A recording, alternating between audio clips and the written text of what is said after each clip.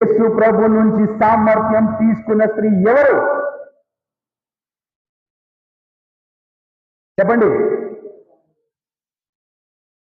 ఎన్నో సంవత్సరాల నుంచి ఇబ్బంది పడుతున్నా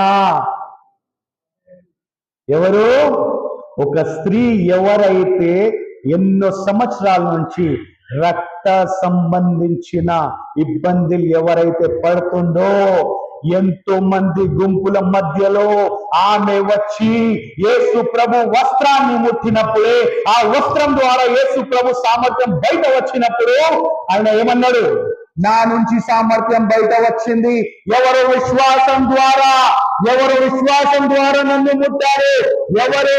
ఎంతో మంది వాళ్ళ డిసైపుల్స్ అంటారు. ఎవరంటారు?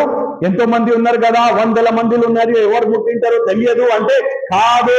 ఈ 100 మందిల గుంపులో ఒక స్త్రీ నన్ను విశ్వాసంతో ముట్టి నాలో ఉన్న సామర్థ్యం బయటికి తీసుకొని వచ్చింది.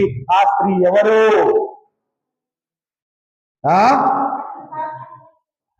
చూసిందా?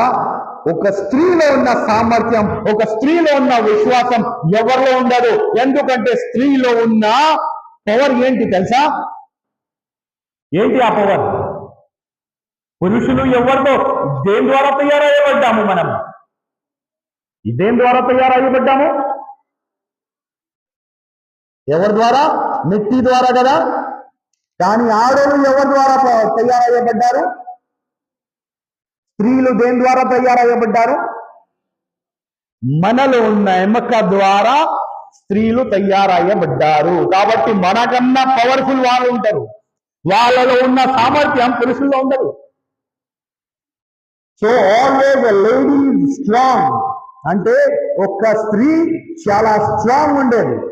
ఆమెలో ఉన్న పవర్, ఆమె ప్రార్థన చేస్తే సాధించే పవర్ ఏది లేదు. ఖచ్చితంగా సాధించగలుగుతుంది. కానీ ఆమె విశ్వాసంతో ప్రార్థించాలి.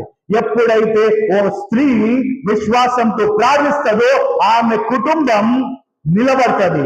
కుటుంబం అంటే ఏమిటి? కుటుంబం అంటే ఏమిటి?